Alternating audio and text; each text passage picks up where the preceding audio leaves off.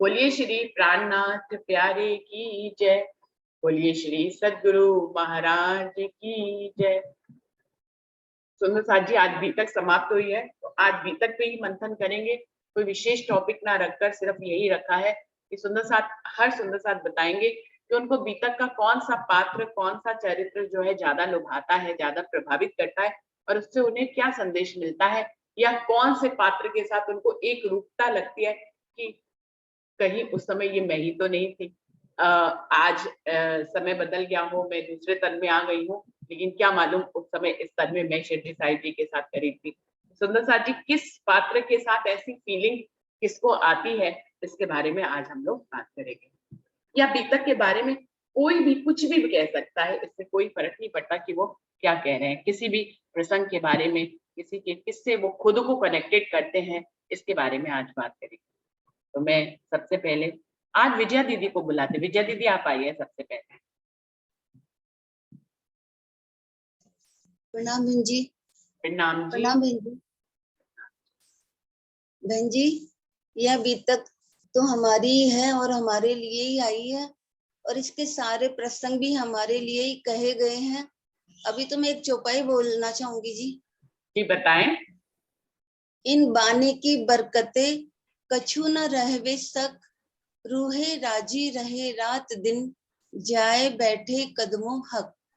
संसार के सभी ग्रंथ मिलकर भी किसी के संशय नहीं मिटा सके। ये वाणी ऐसा बेशक इलम है जिसके सुनने से किसी भी प्रकार का कोई संशय नहीं रह जाता है, और परम धाम की आत्माएं तो इस वाणी की कृपा से रात दिन माया में रहते हुए भी सदा आनंद मंगल में रहती है, और उनको ऐसा अनुभव होता है कि हम परम धाम में श्री राज जी के चरणों में ही बैठी है। प्रणाम बहन जी। प्रणाम जी। विजया दीदी ने अपनी तरफ से जो बताया, पर हमें लगता है गाने वाले की बारी में विजया दीदी जरूर हुआ करती हो। इतने सारे गाने की बारी थी, इतनी सुंदर आवाज विजया दीदी को धनी ने दी है। आज इस तन में वो जरूर इस तन में हम, पर मुझे ऐसा लगता है गाने वाले की बारी में विजया दीदी हुआ करती हो। अंजू, आपको बुलाना चाहूंगी। आप बताइए किससे बीतक के बारे में आप क्या कहना चाहेंगे। हाँ जी, प्रणाम दीदी। अब वही वाली बात है, विजय दीदी ने भी कह दिया और आपने भी कह दिया, सही में हम गाने वाले की वादी नहीं होंगे। और बिल्कुल सही है। और जो कल आप 2-3 दिन में आप लोगों का क्वेश्चन भी चल रहा था ना, गुण फिराना, मैं तो यही कहूंगी, पहले मैं गाने गाती होती थी सही में। मंदिर में पता है मेरे से कह रहे थे तू गाना सुना दे, तू गजल सुना दे, मैं ये सुनाती थी। अब धीरे धीरे वही वाली बात है, गुण इंद्रिय हो गया कि हाँ वाणी तैयार करने लग गई हूँ। ये बात है दीदी। बिल्कुल सही। अंजू ने तो अपने गायकी के गुण को फिरा लिया है। पहले वो हाँ हाँ दीदी, ये बात तो बिल्कुल है। पहले मैं बहुत गाने गाती थी, अब है ना मैं खुद ही बता रही हूँ, पहले कोई वाणी सुनती हूँ, उसको 5-6 बार सुनती हूँ, फिर राज्य खोल के प्रकरण लिखती हूँ, फिर उसको बार बार बोल के देखती हूँ भी सही बोला जाता है कि नहीं, कहाँ पर गड़बड़ हो रही है। तो ये हो गया ना, अभी हमें प्रयास तो करना ही पड़ेगा, है ना, करने का ब्रह्मांडा प्रयास तो करना ही पड़ेगा दीदी। और गाने के बहाने वाणी का मंथन भी हो गया, उस प्रकरण को बार बार पढ़ भी लिया, उसका भाव भी आत्मसात हो गया। हाँ हाँ, बार बार पढ़ भी लिया। और पता है क्या होता है, कई बार जैसे कितनी बार आप क्वेश्चन डालते हो ना, तो अपन को ना, सही कह रही हूँ, वो चुपाई का तो चलो अर्थ पता होता है, लेकिन जब अपन पूरा प्रकरण पढ़ते हैं ना दीदी, तब समझ में आता है। आपने पहले एक चुपाई आई थी ना, डरता हूँ नगुओं से जो करती रहा गुमराह, आई थी ना, ये चुपाई आई थी ना। तो अभी इन दिनों ना मैं एक वाणी तैयार कर रही थी, जो कल प्रवीण दीदी ने बोली थी ना, उसने तो सुर बहुत नीचा लिया था, तो ये कर रही थी, तो मैंने कहा चल पहले पूरा प्रकरण ही पढ़ लेते हैं। तो पूरे प्रकरण में अगर पढ़ो तो जो अपनी चुपाई के भाव के साथ साथ बहुत कुछ कहते हैं ना समझने को मिलता है, और बार बार मंथन करने के लिए, तभी तो कहते हैं ना विचार विचार विचारिए। जैसे अपन इतना पूरे राज्य पढ़ लिए, पूरा किरंतन भी, लेकिन अब फिर वापिस से मंथन करो ना, तो हर बार वो बात नहीं खुलती, अगली बार जब पढ़ते हैं तो कोई नई बात खुलती है दीदी, जैसे आप पहले बताते हैं ना ये बात। हाँ, और किरंतन भी बहुत गहरे हैं, हम लोग समझते हैं, मतलब जैसे दिल में भाव बैठा है कि राज्य के स्वरूप और श्रृंगार का वर्णन तो सागर में आया है, श्रृंगार में आया है, लेकिन किरंतन में जो है ना बहुत गहरी बातें हैं, जीवन से जुड़ी हुई बहुत ही गहरी बातें हैं किरंतन को यदि ध्यान से समझा जाए। और आप जितनी बार किरंतन को पढ़ेंगे, एक नया ही रहस्य आपको खुलेगा, नया खजाना मिलेगा। तो हरीश भाई जी, आपके जाने का समय ना हो जाए, सबसे पहले आप भी बोलिए कि क्या बीतक से, क्या आप कहाँ से कनेक्ट करते हैं खुद से बीतक से? हरीश भाई जी। प्रणाम जी। कभी सुंदर साहब कोई बोले, 2 मिनट में आ रहा हूँ। अच्छा 2 मिनट अच्छा, में आ रहा हूँ। ठीक है ठीक है ठीक है ठीक। संगीता दीदी आप आओ, आप बताओ। दीदी प्रणाम जी। प्रणाम जी। जी बीतक साहब से हमें ये पता चलता है कि राजी महाराज हर पल हमारे साथ है, बाले से बुढ़ापे लग मेरे सिर पर खड़े सुबह। भी परम धाम से खेल देखने आए, वापिस जाएंगे तब तक साथ ही है। हम पहचाने चाहे न पहचाने, राजी महाराज फिर अगर उन पे विश्वास करके चलते तो कभी पहचान भी करा देते हो, तो हमारे साथ ही है राजी महाराज। प्रणाम जी। प्रणाम जी। किसी विशेष पात्र से कुछ खास लगाओ, आप कहीं खुद को देखते हैं क्या ऐसा?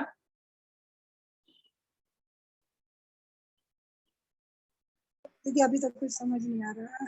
अच्छा अच्छा, चलिए वर्षा जी, आपको बुलाना चाहूंगी, आप आइए। प्रणाम जी। सभी सुंदर साथ जी के चरणों में प्रेम प्रणाम जी। दीदी प्रणाम। वैसे तो बीतक में ना सभी पात्र इतने अच्छे हैं, मतलब किसी एक के बारे में तो ये नहीं कह सकते कि भाई ये पात्र बहुत अच्छा है। उनके जो रहनी है, अगर हम उनमें से किसी एक पर भी चल जाएं तो हमारा भी जीवन सफल हो जाए। लेकिन फिर भी मतलब ईमान की दृष्टि से जो एक उसमें पात्र आते हैं ना, वे 2 भाई थे, एक शिव जी भाई एक राम जी भाई।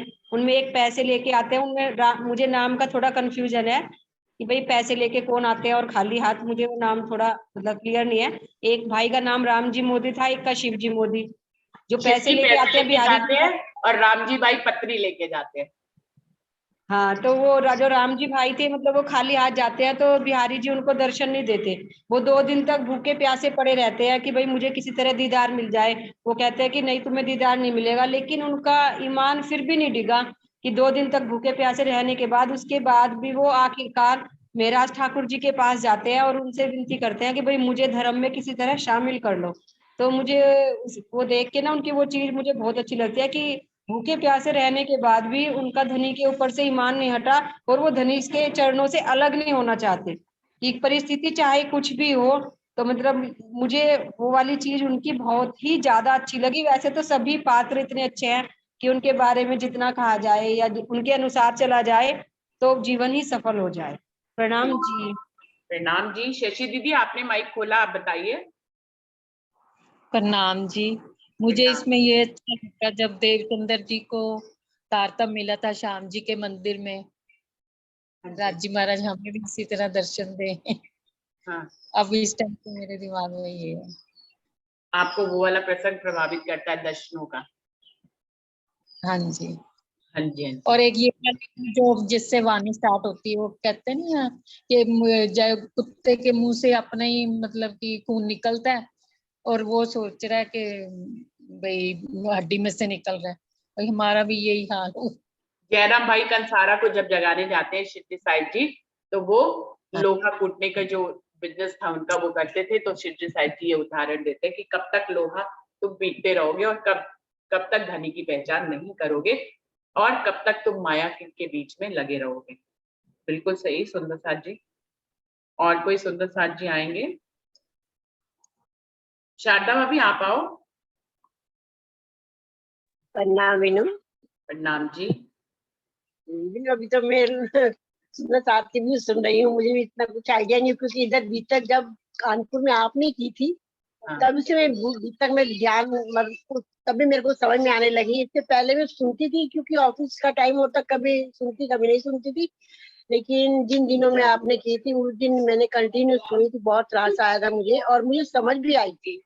उसके बाद से मैं बीतक सुनने भी लगी हूँ और मेरे को अब समझ भी आती है, लेकिन अभी इससे क्या मतलब है होता है, क्या शिक्षा मिली है, यही कह सकते हैं कि बस राज्य में मगन डालना चाहिए। जैसे धनी देवचंद जी को वो घुगनी खाते हुए भोग लगाते हुए दर्शन हो जाते हैं, उनका भाग टूट जाता है, तृंदा उनकी टूट जाती है। ऐसी राज्य कभी हमसे भी ऐसे भोग लगाते लगाते कहते कि हम भी खाने आए हो, हम खिला रहे हो और हमारी चित्रण उनमें डूब जाए। यही लगता है कि सबको भीतर में बहुत कुछ सीखने को मिलता है, बहुत कुछ समझने को मिलता है कि कैसे त्याग बलिदान, कैसे मतलब सेवा भाव है साथ में, जो अभी तक हम लोगों में वो नहीं आया है, और वो आए राज्य के मेहर भर से, वो भी आए। प्रणाम जी। प्रणाम जी, प्रणाम जी। मीनू दीदी आप आएंगे जलंधर से। मीनू दीदी आप कुछ कहना चाहेंगे बीतक के बारे में?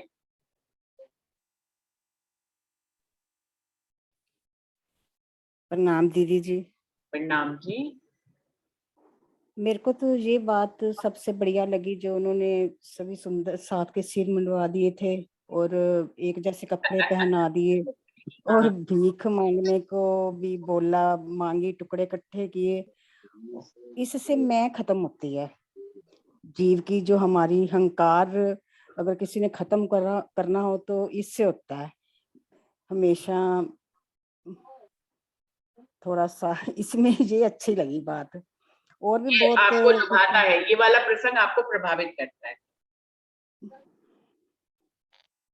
वो बिल्कुल सुंदर सही। साथ पूछ रहे थे ना, मैं कैसे खत्म करते हैं। हाँ, हमेशा जो नीवे बन के रहता है, मैं तो फिर वाणी मत्थन करता है, मैं तो खत्म हो ही जाती है, काफी खत्म हो जाती है। मीनू दीदी आप कह रही हैं काफी खत्म हो जाती है, अधिकतर सुंदर साथ ये कह रहे हैं खत्म होते होते भी नहीं होती है, काफी रह जाती है। नहीं। अगर अपने वाणी मन को मंथन समझ, करते करते भी काफी में रह जाती है, खत्म करते करते भी काफी रह जाती है, थोड़ी बहुत ही खत्म होती है। ऐसा है ये मैं का जीव चक्कर। जीव ही ऐसा है हमारा। हाँ जी, वैसा है, बिल्कुल सही है। बिमला दीदी आपको बुलाना चाहूंगी जलंधर से। आप बताइए बीतक के किस प्रसंग से क्या समझ में आता है? प्रणाम जी। प्रणाम जी। मुझे तो वो बहुत है, तो सारी बीते की बहुत अच्छी, एक एक वर्ड ही हमारे मन को छूने वाला है। लेकिन वो जब श्री साहब जी मन स्वामी में बीते के सुंदर साहब कैसे टुकड़े मांग के खाते हैं, टुकड़े लाते हैं, तो स्वामी जी कितने प्यार से एक एक काट के कहते हैं कि ये किसका है, ये किसका है, ये तो बहुत अच्छा है, ये तो अच्छा है। इससे हमें ये लगता है कि हमें कुछ भी कैसे भी मिले, जो भी मिले, हमें उसका शुक्रिया गुजार करके ना ले लेना चाहिए। बहुत वास्तव सुंदर में कि उस समय सुंदर साथ को भीख भी मांग कर लाए तो वो प्रसन्न थे। तो आज अगर हम जो अपने दुखों के लिए रोते हैं, तो धनी ने हाँ, कितनी ज्यादा अच्छी सुविधाओं में हमें बिठा रखा है। कहाँ उस समय सुंदर साथ को भीख भी मंगवाई और फिर भी वो प्रसन्न चित्त रहे। तो उसी से कंपेयर करके यदि हम ले तो हमारे लिए इस जीवन में कोई भी दुख बड़ा नहीं है। हरीश भाई जी आप तैयार हो जाएं तो स्वयं आ जाइएगा। प्रीति आपसे आप कुछ बताओगे? प्रणाम जी। प्रणाम प्रणाम जी जी। सभी सुंदर साथ जी को। दीदी मुझे तो ये लगता है जैसे देवचंद जी महाराज ने राज्य को पाने के लिए, जबकि उनको पता नहीं था, तब भी घर बार सब छोड़ दिया और हमें तो सब कुछ बताया, हम फिर भी कोई कोशिश नहीं करे। तो लगता है कि उनके जैसी लगन हमें भी लगनी चाहिए राज्य को पाने की। प्रणाम जी। प्रणाम जी, लेकिन छोड़ना चाहोगे तो छोड़ने देंगे तुम्हें घर? अभी सही कह रहे हो दीदी, तभी तो कह रहे हैं कि कुछ आसान नहीं है इतना। आसान नहीं है। तो उस समय वो पुरुष तन में थे और विवाह करने से पहले ही उन्होंने सब कुछ छोड़ दिया था। वो तो बाद में उनको विवाह के बंधन में बांध दिया गया, तो उनकी प्रवृत्ति तो पहले से ही वैसे बन गई थी। अभी तो छोड़ना भी बहुत मुश्किल है। सही कह रहे हो। प्रतिभा दीदी आप आइए, आप कुछ बीतक के बारे में कहेंगे। प्रणाम जी दीदी। प्रणाम जी। हंसा बेन आप बताएं। हाँ दीदी, मुझे भी ऐसा तो सब प्रसंग बिल्कुल सब पात्र अच्छे ही बिल्कुल अच्छे हैं, और सब पात्र में से हमको सब कुछ सीखने को मिलता है, रहनी सीखने को मिलती है सब कुछ। लेकिन जो सिद्धपुर के जो केशव दास थे ना, उन्होंने तो न तारतम लिया था, न तो वाणी, न तो प्राणनाथ जी को मुलाकात हुई थी, फिर भी 4 शब्द जो कहे, वो शब्द से पूरा यकीन लाके तुरंत ही वही के वही चल पड़े थे। वो प्रसंग मुझे बहुत दिया पसंद। यही भाव है मेरा दीदी। प्रणाम जी। प्रणाम जी। तो उन्होंने उनका उदाहरण दिया है केशव भाई का, जिन्होंने शिवजी साहिब जी के दर्शन भी नहीं किए, उनके डायरेक्ट मुखारबिंद से भी कुछ नहीं सुना, परम धाम के मोमिन थे, उनको रेवा दास ने जो 4 चौपाइयां सुना दी, जो शिवजी साहिब जी उनको सुना के गए थे, उन्होंने आगे उसको बिना किसी अर्थ के ऐसे ही उनको वो 4 चौपाइयां सुना दी और उनकी आत्म जागृत हो गई। तो ऐसे मोमिन भी होते हैं जिन्होंने ऐसा ईमान लाए कि पूछिए जी, 4 चौपाइयां सुनते ही उनकी आत्म जागृत होगी। और कोई सुंदर साथ अपने आप से आए।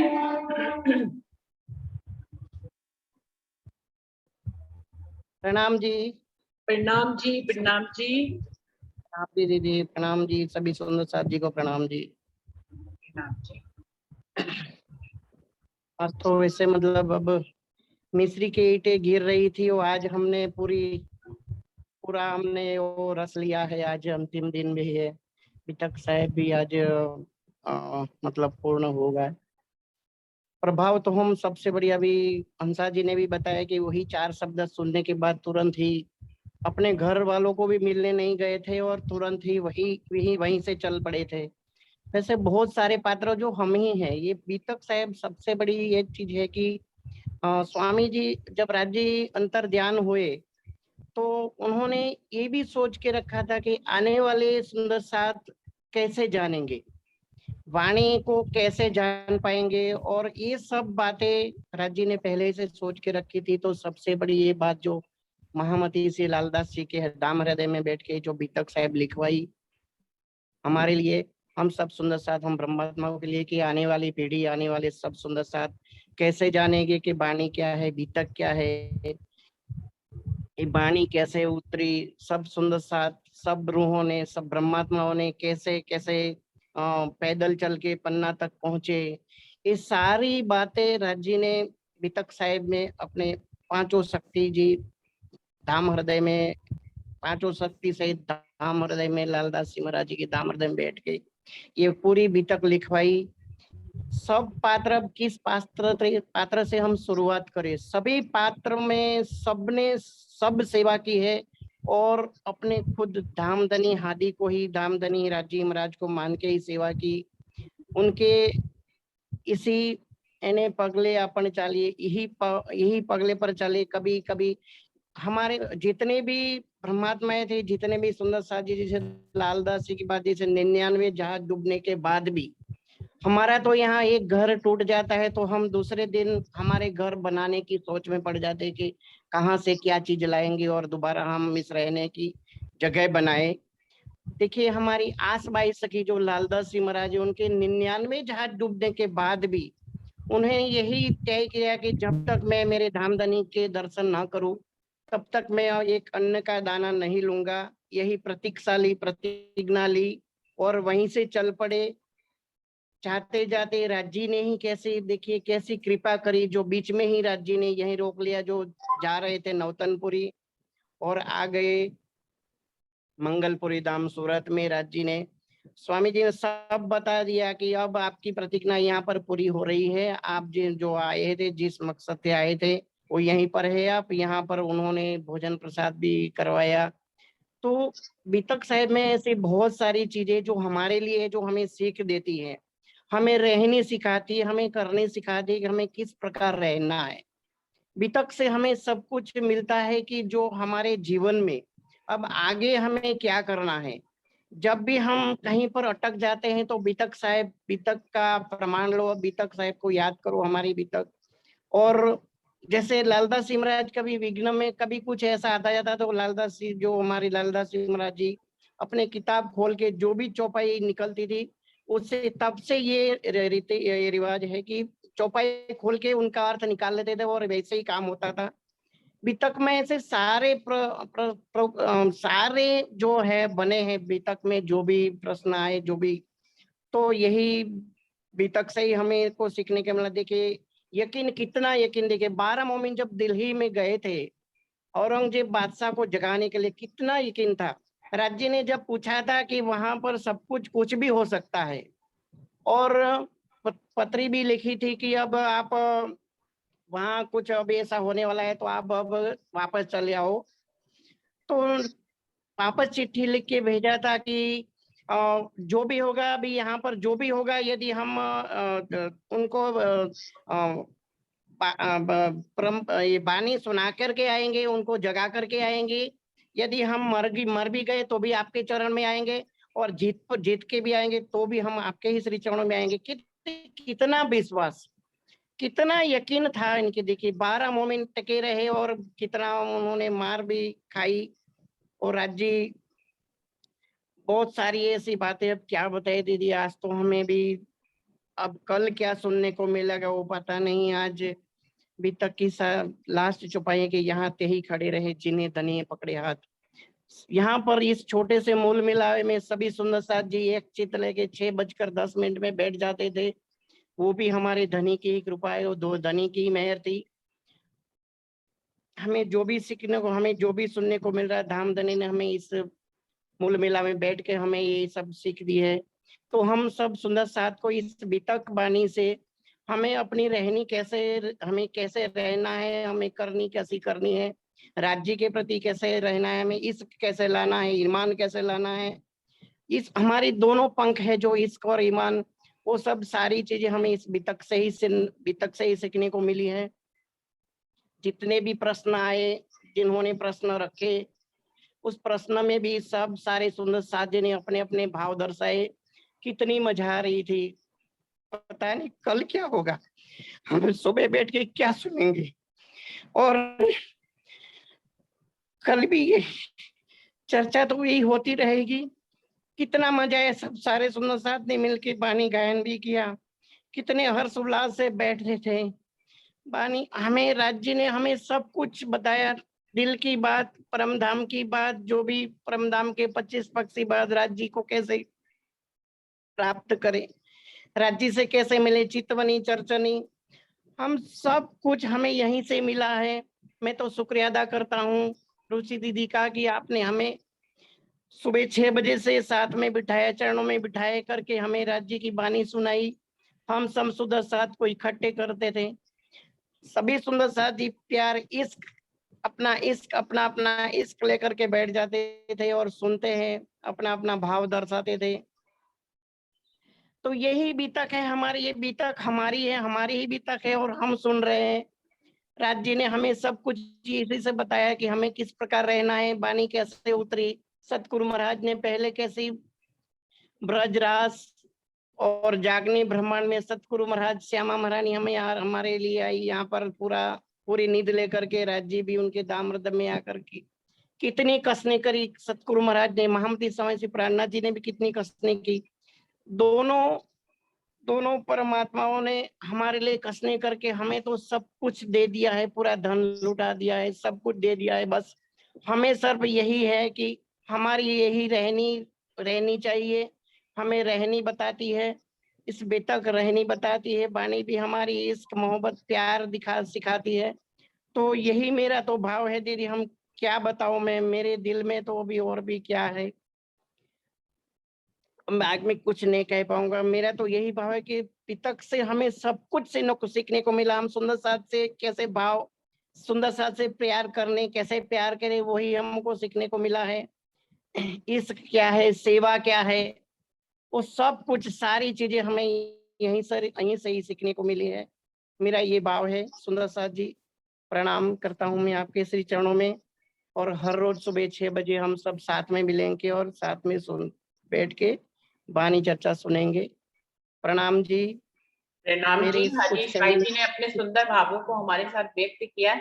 हरीश भाई जी, बीतक समाप्ति हुई है, अभी वाणी मंथन तो चलता रहेगा।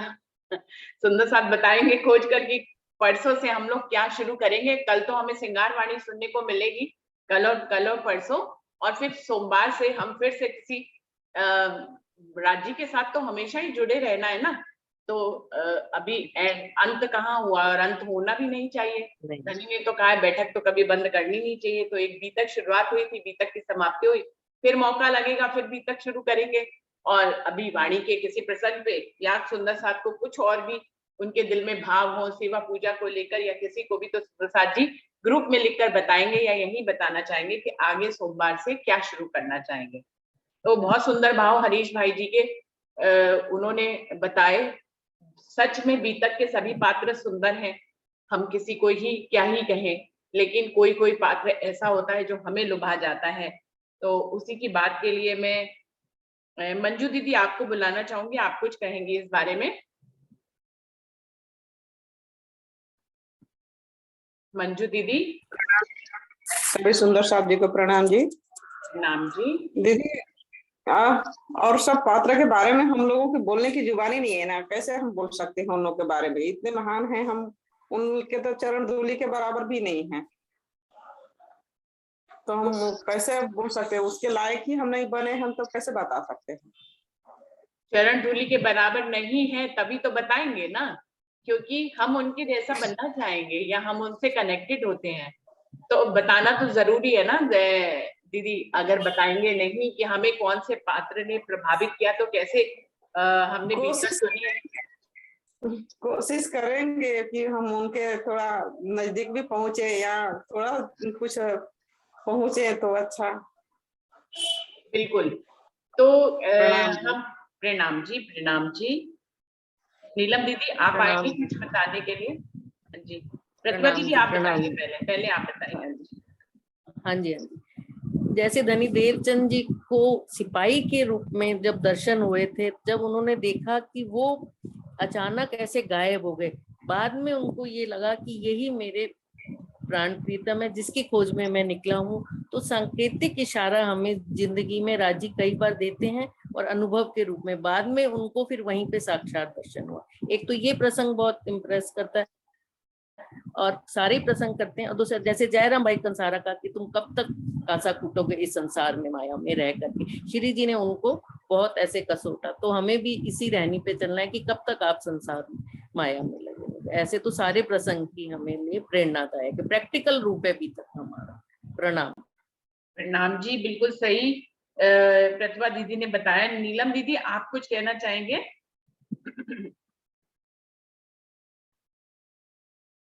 नीलम दीदी। हाँ जी प्रणाम जी। प्रणाम जी। प्रणाम जी। हाँ जी, मुझे तो छत्रसाल जी का बहुत अच्छा लगता है, उन्होंने सब कुछ अर्पण कर दिया और राजा राम भाई ने सब कुछ अर्पण कर दिया, तो उनकी जो एक कंपनी थी, एक फैक्ट्री थी, उनसे कितनी फैक्ट्रियां हो गई सब कुछ अर्पण करने के बाद, और उनके पूरे परिवार ने समर्पण कर दिया श्री जी के चरणों में। उनकी बेटी ने भी सब कुछ समर्पण कर दिया, तो मुझे इनका समर्पण भाव जो छत्रसाल जी महाराज का और राजा राम भाई का बहुत ही अच्छा लगा।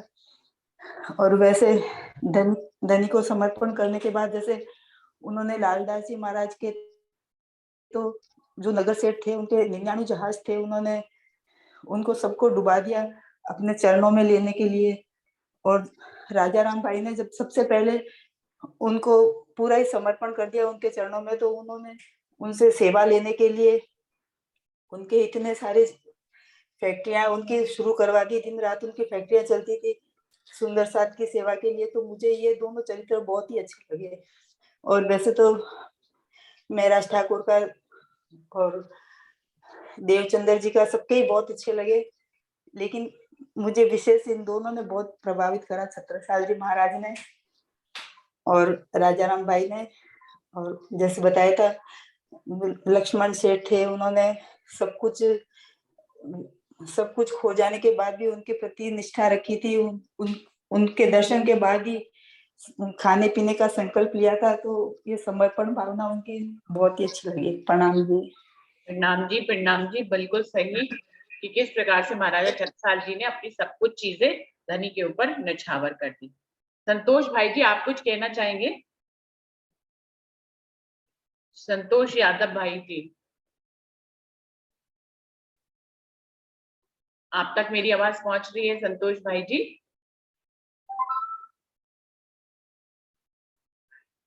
श्याम भाई आप कुछ कहना चाहेंगे अभी तक के किसी भी प्रसंग के बारे में? प्रणाम जी दीदी।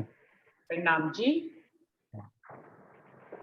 बीतक के बारे में कुछ कहने ही नहीं सकते, वो तो बीतक अपनी राज्य की है और हम सबकी है।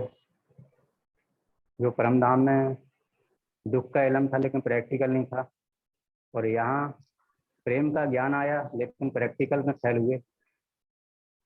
यही हमें लगता है सारा कुछ बीतक से संदेशा मिलते हैं कि करने को तो कुछ भी कर ले, कहने को तो कुछ भी कह लो, लेकिन जब प्रैक्टिकली बात आती है तो उसमें सभी फेल हो जाते हैं। प्रणाम जी दीदी। प्रणाम जी। तो सुंदर साथ जी प्रैक्टिकल में फेल हो जाते हैं, लेकिन हम प्रयास करते करते उसमें कई चीजों में सफल भी हो जाते हैं श्याम भाई जी। हाँ, माना कि कई बार फेल हो जाते हैं, लेकिन बहुत सी ऐसी चीजें हैं जिनमें सफल भी हो जाते हैं। अभी कई सुंदर साथ ने उसके उदाहरण दिए, अंजू ने दिया, उसकी गाने की जो प्रतिभा है उसको कैसे उसने राज्य की तरफ फिरा दिया। तो सुंदर साथ जी ये भी एक प्रसंग है, और भी बहुत से सुंदर साथ हैं जो अपने अपने प्रसंग, अभी आज ज्यादा लोग हैं नहीं तो सब अपने प्रसंग बताते हैं। और कोई सुंदर साथ इस बारे में कुछ कहना चाहेंगे? आज आए नहीं है गोविंद जी और अरविंद भाई जी और अमित भाई जी, कोई लोग ज्यादा आए नहीं है जिससे कि पता लगे। बाकी जितने भी थे उन सभी ने कहीं ना कहीं अपने भाव इसमें प्रस्तुत किए हैं। अगर मैं अपनी बात करूं सुंदर साथ जी, तो प्रतिभा दीदी की तरह मुझे भी ये जो पहला दर्शन था धनी का, अनजाने वाला, जब धनी देवचंद जी चलते हैं बारात के पीछे, अबोध बालक कम उम्र में, लेकिन धनी ने उनकी कैसे सुरक्षा की, कैसे उनको गंतव्य स्थान तक पहुंचाया, ये प्रसंग मुझे बहुत प्रभावित करता है। इवन इतना प्रभावित करता है कि रोंगटे खड़े हो जाते हैं। तो जिससे मुझे ये लगता है कि जो परमधाम की आत्म होती है उसका दिल राज्य की दिल से जुड़ा ही रहता है, चाहे वो कितना ही खेल में आई हो, चाहे एक मिनट।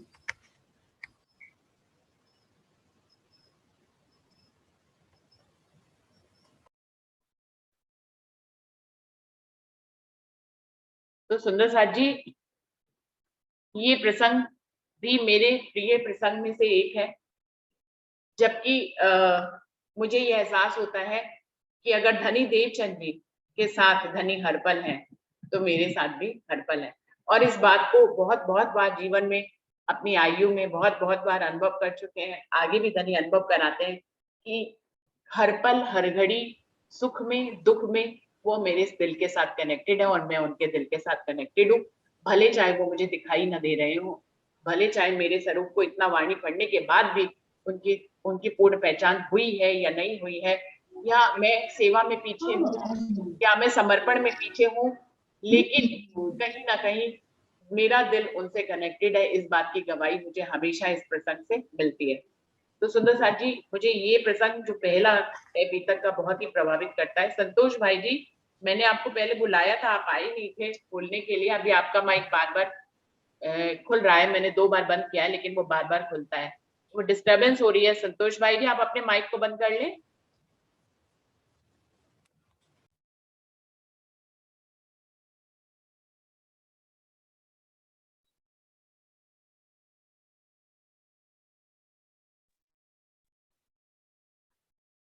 तो सुंदर साथ जी धनी देवचंद जी का ये वाला प्रसंग मुझे बहुत ही प्रभावित करता है।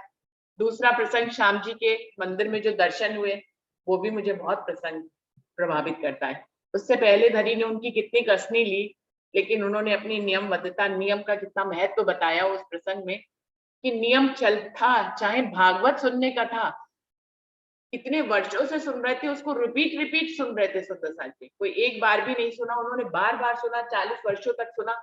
हमें तो अभी वाणी मंथन करते हुए इतने वर्ष भी नहीं हुए, हम तो वाणी से जुड़े हैं, वो तो भागवत से जुड़े हुए थे और उसको हर वर्ष सुना करते थे। तो उन्होंने अपनी नियमबद्धता को नहीं छोड़ा। उससे हमें ये जो संदेश मिलता है नियम का कि वाणी मंथन करते ही रहना चाहिए। वो तो भागवत ही सुनते रहते थे, हम लोग के पास तो धनी ने वाणी भेज दी है, तो वाणी मंथन करते रहना चाहिए। और जिस दिन अपनी वाणी मंथन का नियम हम नहीं छोड़ेंगे सुंदर साथ जी, तो एक दिन दर्शन हो ही जाएगा। क्या मालूम यही परीक्षा की घड़ी हो, धनी हमारी परीक्षा लेते हो इस तरह से कि कौन कितने नियम से बंधा हुआ है। तो सुंदर साथ जी मैंने वो प्रसंग भी मुझे बहुत सुंदर लगता है, जब धनी स्वयं आकर उनकी सारी कसनियों में उनको स्वयं उत्तीर्ण करके फिर उनको स्वयं ही दर्शन देते हैं। तो इसकी उम्मीद हमेशा लगी रहती है इस प्रसंग से कि अगर धनी देवचंद जी को दर्शन हो सकते हैं तो हमें भी दर्शन हो सकते हैं। कैसे दर्शन होंगे ये तो धनी निर्धारित करेंगे। जो इलम के रूप में है वो दर्शन हो चुके हैं, लेकिन अभी इश्क रूपी दर्शन होना बाकी है जो धनी देवचंद जी को श्याम जी के मंदिर में हुए। तो मुझे धनी देवचंद जी का ये प्रसंग बहुत प्रभावित करता है और इससे मुझे एक उम्मीद लगती है कि होसी नहचे दूल्हे सो विलास, एक दिन आप हमें भी धनी इतनी पात्रता देंगे कि हम भी धनी का इश्क का स्वरूप का दर्शन कर पाएंगे। तीसरी बात आती है बीतक सामने इंद्रावती जी की। इंद्रावती जी ने जो कसनी करी, जब उनको लगन लग गई कि मुझे परमधाम देखना है, तो उन्होंने पत्नी के जेवर और दुनिया भर के कसनियां अपनी तरफ से जितनी चाल वो उनको समझ में आती थी वो चलते थे, और फिर धनी देवचंद जी से रोज ही पूछते थे कि मेरे अंदर क्या अवगुण है, जबकि धनी देवचंद जी उनसे कहते थे तो परमधाम की निर्मल आत्मा है, तेरे अंदर कोई अवगुण नहीं है। लेकिन वो अपनी तरफ से जो है कसनी क्या करते थे, भोजन को उन्होंने 1 पैसे जितना घटा लिया था, बाजार में अपने मन की जो है वो करते थे। ये प्रसंग मुझे प्रभावित करता है, प्रेरणा देता है चलने के लिए कि यदि कसनी करनी है, दिल में भाव आता ही है कुछ करने का यदि, तो इस तरह से जैसे इंद्रावती जी ने कसनी करी, उनको सब लोग कहते रहे कि नहीं नहीं तुम्हें कोई कसनी करने की जरूरत नहीं है, तुम परमधाम की आत्मा हो। धनी द्वैतचंद जी स्वयं उनको ये कहा करते थे, उनके सद्गुरु, लेकिन उसके बावजूद भी वो कसनी में लगे रहते और कसनी करते करते उन्होंने परमधाम की परिक्रमा देख ली थी। ऐसा बीतक की चौपाई में वर्णन आता है। तो मुझे ये वाला प्रसंग भी बहुत प्रभावित करता है कसनी के लिए। यदि किसी को यदि मुझे कसनी करनी है तो इंद्रावती जी के जैसी कसनी करनी चाहिए। आगे प्रसंग तो बहुत बहुत है, एक के बाद एक आते ही चले जा रहे हैं। तो उसके बाद महाराजा छत्रसाल जी भी प्रेरणा के स्रोत हैं हमारे, जिन्होंने अपना 5 तत्व का शरीर और अपने गुण इंद्री, अपने मन जो घोड़ों जैसा था, और सब कुछ अपना राज्य पाठ सब धनी के चरणों में समर्पित कर दिया, और धनी ने फिर उनको आशीर्वाद दिया, फिर उन्होंने राज्य चलाया। तो छत्रसाल जी ने पहले सब समर्पित कर दिया और फिर धनी ने उनको फिर सारा राज्यभार दिया और कहा कि अब मेरी तरफ से तुम इस राज्य को संभालोगे। तो सुंदर साल जी छत्रसाल जी के बारे में ये प्रसंग आता है कि वो शिवजी साहिब जी जब गुम्मट जी में विराजमान हो गए थे, उसके 2 वर्ष तक महाराजा छत्रसाल जी शिवजी साहिब जी से बराबर जो है सलाह मशवरा करने के लिए नीचे जाया करते थे, और शिवजी साहिब जी उनको पूरा निर्देशन देते थे, और ये निर्देशन देते थे कि किस तरह से तुम्हें सुंदर साथ को संभालना है, कैसे जागनी करनी है, क्या करना है। तो सुंदर साथ जी ये पूरा प्रसंग आता है कि महाराजा छत्रसाल जी बराबर शिवजी साहिब जी से सलाह मशवरा करने के लिए जाते थे, और फिर उस ढंग से वो सुंदर साथ और जानवी का कार्य करते थे। तो ये छत्रसाल जी भी प्रेरणा के स्रोत मुझे बहुत प्रभावित करते हैं। इनके साथ जो है समय खत्म होने वाला है, लेकिन केसरबाई का प्रसंग है कि केसरबाई को जब सतगुरु की खोज में वो निकली तो वो बहुत अच्छी साध्वी थी, बहुत उच्च कोटि की थी, लेकिन जब सतगुरु की खोज में निकली तो किसी ने उनको छत्रसाल जी के पास भेजा कि आप उनको अपनाइए, वो आपको जो है अच्छी दीक्षा देंगे परमात्मा की। तो जब वो वहां पहुंची तो उन्होंने देखा महाराजा छत्रसाल जी जो है वो निरत देख रहे थे, तो उन्होंने भावों से व्यक्त किया कि मुझे तो नहीं लगता कि आप बहुत पहुंचे हुए हैं, क्योंकि आप तो निरत में मगन हैं। लेकिन महाराजा छत्रसाल जी ने अपने अंगूठे की तरफ इशारा करके कहा कि माया को तो मैंने अपने पैरों के नीचे दबा के रखा है। ये तो